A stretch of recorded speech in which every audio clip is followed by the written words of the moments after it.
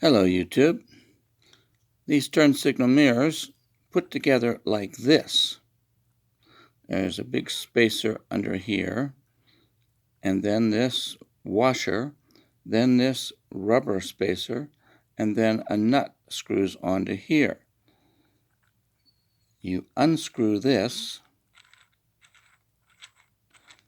and you find a light strip inside there, and a little translucent protector. If there's not a knot already tied here, you better tie one for a strain relief. Meanwhile, pull this out and away. You insert this into the handlebar and you tighten this nut with apparently some needle nose pliers. That's about all that's going to go in there.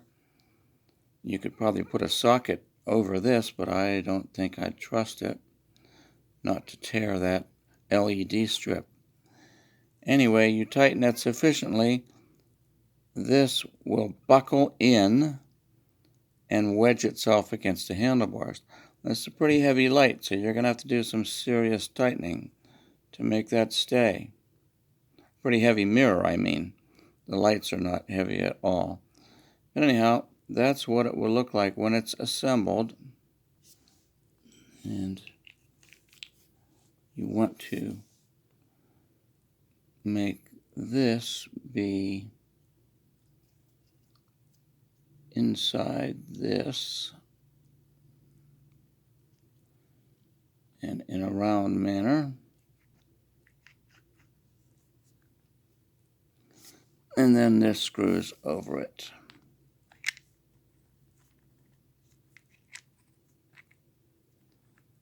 Sure.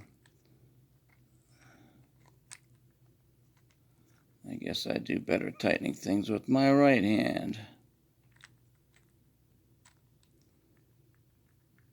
Might help if I was actually looking at it. There we go. And that's what you end up with. They're left and right. This is the left one. And they are right out at the tip of your handlebars. Now theoretically you could mount this in closer in front of the handle grip, but if you do, you're going to get a great view of yourself in the mirror. Unless you have really wide handlebars. My DJ bike has only 25-inch handlebars. Anyhow, that's how it works. Thanks for watching. Please like, share, and subscribe.